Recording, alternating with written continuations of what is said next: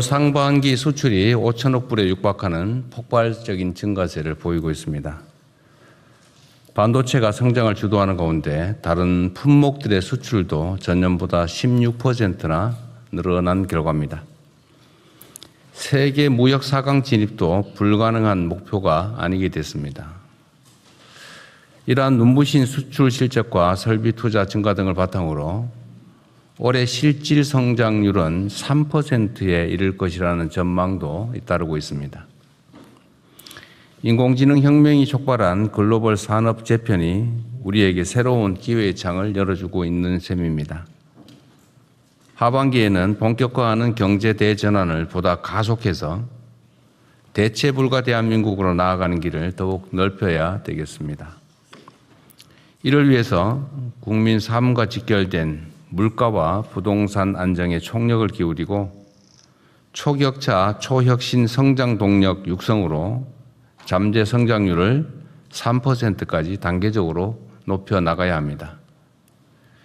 특히 그 핵심이라고 할 수 있는 3대 메가 프로젝트의 조기 현실화를 위해서 중앙정부와 지방정부 그리고 기업이 한몸처럼 열심히 뛰어야 되겠습니다.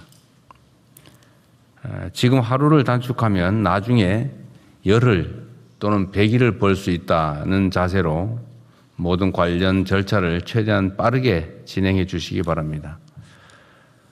지속 가능한 성장 엔진을 가동하는 한편으로 우리 사회의 구조적 문제를 해소하는 데도 힘을 쏟아야 합니다.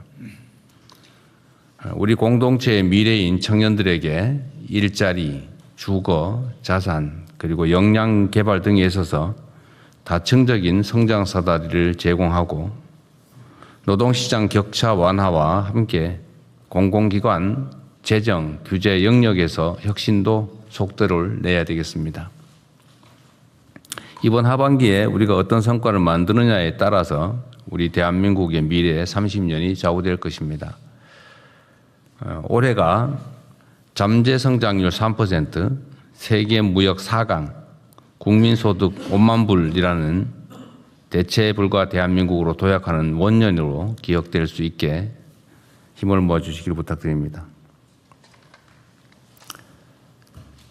우리 대한민국의 번영은 경제의 힘만으로는 이루어질 수 없습니다. 지난주 우리 정부 출범 이후 첫 나토 순방과 몽골 국빈 방문이 순조롭게 마무리되었습니다. 이번 외교 일정을 통해 방산과 첨단 기술의 글로벌 협력의 새 지평이 열렸습니다. 그리고 핵심 광물 공급망 확보에도 상당한 성과가 있었습니다. 관계부처는 이러한 외교적 결실이 국민의 삶과 우리 경제에 실질적인 보탬이 될 수 있도록 후속 조치를 속도감 있게 추진해 주기 바랍니다. 대한민국의 더 큰 도약과 지속적인 성장을 위해서 더 안정적이고 평화로운 세계 질서가 뒷받침되어야 합니다. 세계 질서가 매우 불안정한 상황인데 우리 정부는 국익 중심의 실용 외교를 바탕으로 글로벌 책임 강국으로서 우리에게 주어진 역할과 책무를 흔들림 없이 이행해 나가겠습니다. 오송 지하차도 참사가 내일 3주기를 맞습니다.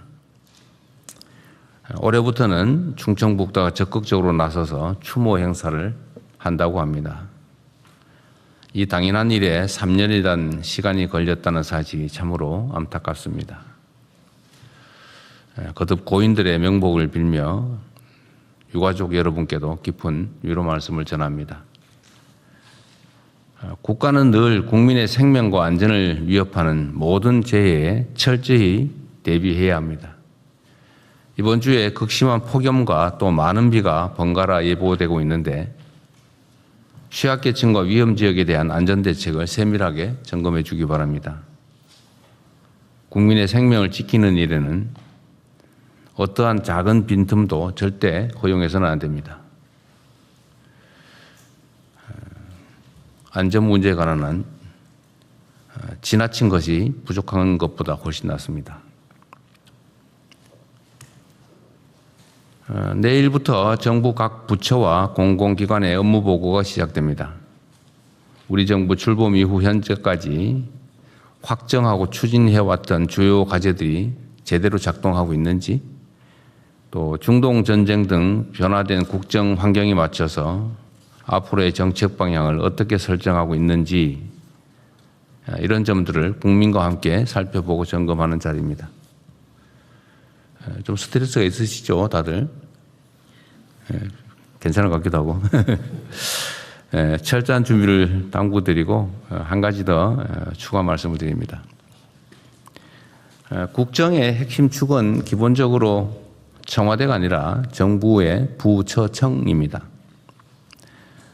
부처청은 청와대의 국정 방향을 감안하되 소관 사무에 대해서는 최종 책임자가 분명합니다. 최종 책임자라는 책임의식을 가지고 좀 능동적으로 자율적으로 소관 업무를 기획하고 집행해야 됩니다. 소위 말하는 시키는 대로 하겠다. 관행에 있는 것만 한다. 법에 정한 것만 한다. 혹시 감사 또 수사 이런 책임질 가능성이 있으니까 웬만한 거 하지 말자. 이렇게 하면 안 된다 그 말이죠. 장관부터 일선 직원에 이르기까지 소통을 많이 하셔야 됩니다. 오늘 아침에 제가 본 기록 자료 중에 이런 게 있었는데, 얼마 전에 제가 왜 산림청에 무슨 메뚜기 뭐 그런 얘기 있었죠? 그 대충 중간 조사 결과를 봤는데 900개인가 관련 업체 중에서 1,200~1,300개를 조사를 했더니 그 중에 한 900개가 좀 문제가 있어 보인다. 뭐 그런 내용이었어요. 네. 산림청? 예, 산림청장입니다. 맞습니다. 네네. 그 황당무계한 얘기죠. 근데 이게 1,000개가 넘는 업체들이 다 문제가 있어 보인다. 지금 현재 상태로 뭐 면허 대여 뭐 등등. 근데 그게 지금까지 왜 산림청과 농식품부는 모르고 있었을까? 언론들이 기획 보도해가지고 할 정도로 다 알고 있는 거잖아요. 그죠? 그것도 오랫동안. 근데 이게 왜 이러냐면, 우리 농식품부 장관이 열심히 하시는데, 일부러 그럴 리는 전혀 없고, 내가 보기도 산림청장도 그러시고. 문제는 저 아래쪽에서 벌어지는, 일선에서 벌어지는 일들인데, 알기가 어려운 거죠. 그거 보고를 안 하면 모르니까. 그래서 이게 뭘 잘못해서가 아니고, 이 일상적으로 벌어지는 일이란 말이에요. 예를 들면 제가 좀 전에 국무회의에 올려놓은 자료도 있잖아요. 무슨 지방의원들이 그 자기가 가진 회사 또 가족들 뭐 아는 사람이 하는 실질적인 자기 회사와 그 지방자 정부 간의 거래, 수의계약 이런 거를 자기 거래죠. 쉽게 말하면 뭐 이해충돌행위인데 이게 만연하고 있다. 그래서 제가 올려놓고 보셨을 겁니다. 그 행안부나 이런 데는 당연히 그건 감시해야 되는데, 그죠? 근데 모르죠. 모르고 있지, 근데. 알기가 어렵죠. 근데 이게 왜 그러냐면, 일선에서는 일상적으로 벌어지는 일들인데, 이게 최고 지휘부하고 일선하고 소통이 잘 안 돼서 그런 것 하나 하고, 두 번째는 이 내용을 알고 있는 담당 공무원들이나 또는 직근 상급자들 같은 경우는 알면서도 그냥 넘어가는 거예요. 여러 가지 이유가 있겠죠. 그래서 소통을 좀 해야 됩니다. 일선과의 소통, 현장과의 소통. 제가 이번에 하게 될 업무 보고에서도 각 부처청이 통상적으로 하고 있는 일인데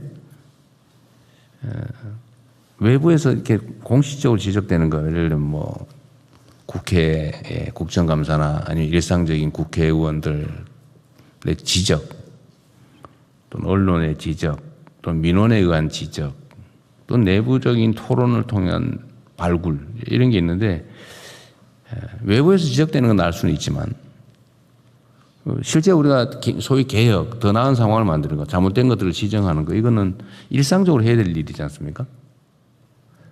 근데 문제는 모른다는 거죠. 그럼 모르면 다 그러면 허용되는 거냐? 그건 아니죠. 그래서 끊임없이 아래쪽을 봐야 된다. 끊임없이 현장과 일선 직원과의 토론이 있어야 되는 거죠. 그래서 제가 계급장을 떼고 하는 브레인스토밍이나 이런 허심탄회한 토론이 꼭 필요하다고 그 말씀드린 이유입니다. 평소에 말 안 해요. 왜냐하면 그게 방치되고 있는 걸 자기가 얘기하면 자기가 책임질 수가 있거든. 그런데 그런 점들을 잘 감안해서 이게 중요하죠. 국민들은 이걸 다 알고 있거든요. 일선에서는. 그런데 지휘하는 우리만 몰라요. 여기 계신 분들은 최소한 그런 책임의식, 공인의식을 가지고 계신 분들이라서 일부러 그럴 리는 전혀 없다고 봅니다. 노력하고 있죠. 다들 잘하고 계시고. 그런데 이런 놓치는 부분이 있다. 제가 두 부처만 따로 얘기해서 미안한데 제가 있는 걸 다 얘기하는 편이라서 조금 이해하십시오. 대통령님, 그건 지방 정부는 이제 자치권이 있어가지고 물론 그렇죠. 저희가 이제 그 조사권은 있지만 감사권이 없어서 그러니까 그런 한계가 있는 거 저도 알죠. 알지만 그래도 뭐 꼭 그 조사 감사권이 아니라 제가 이번에 감사 인력을 늘리는 이유도 사실 그런 거죠. 감사 인력도 늘리고 지방 정부의 부패나 이런 것에 대해서 감사 방안이나 인력 팀도 만들자고 하는 이유가 사실 이런 거예요. 그래도 뭐 전혀 권한이 없는 건 아니니까. 또 경찰의 역할도 중요하고. 하여튼 제가 말씀드리고 싶은 거는 이런 거를 발견하는 것 자체가 어렵긴 한데 이런 걸 발견해서 시정하는 게 정말 중요한 일입니다. 각 부처청은 일선에 좀 대화를 좀 많이 하라 그런 취지예요. 국민의 목소리도 일상적으로 잘 수렴하시는 게 좋겠습니다. 뭐 다 정말 다 잘하고 계세요. 뭐 무슨 우리가 나쁜 일을 하거나 그런 것도 아니고 다 열심히들 하고 성과도 크게 나고 있는데 좀 더 성과를 내자. 이번 새롭게 2년째 시작하면서 전에 제가 그 말씀드렸지 않습니까? 우리가 큰 돌을 집어내면 다음에 이제 중간 돌을 집어내고 나중에 이제 자갈도 집어내야 이제 진짜 옥토가 되거든요. 근데 그 과정입니다. 뭐 큰 돌 많이 집어냈죠 우리가. 이제 잔돌에 신경을 좀 쓰자 그런 얘기였습니다. 네, 어쨌든 뭐 저희가 한 1년여 지나면서 객관적으로 평가받는 것도 그러하고 제가 보기에도 여러분 너무 잘들 하고 계십니다. 감사드립니다. 어쨌든 새롭게 다시 출발했으면 좋겠다는 말씀을 이렇게 잔소리 비슷하게 해서 아쉽게는 생각합니다. 좀 더 신경 써주세요. 이상입니다. 이후 회의는 국무총리께서 진행해 주시겠습니다. 네, 이후 순서는 제가 진행하겠습니다. 오늘 저도 지난주에 대통령님 순방 가시는 동안 진행했지만 본격적으로 진행하는 거 오늘 처음이라 처음 진행하는 제가 한번 원칙을 다시 한번 말씀드리겠습니다. 오늘 새로 배석하신 분들도 계시는데요. 국무위원님들은 자유롭게 발언하시고 국무회의인 만큼 국무위원 위회분들은 의장이나 총리의 허락을 받고 발언권 발언해 주시기 바랍니다. 혹시 그 외에 국무회의 관련해서 의견이 있으신 분들은 서면 제출해 주시면 참고하도록 하겠습니다. 그러면 이제 현안 토의를 진행하겠습니다. 형사 미성년자 연령 기준 공론화 결과에 보고에 대해서 성평등가족부 장관께서 발제해 주시기 바랍니다. 네. 성평등가족부에서 추진한 촉법소년 연령 기준 공론화 조율 결과에 대해 보고 드리겠습니다. 먼저 추진 배경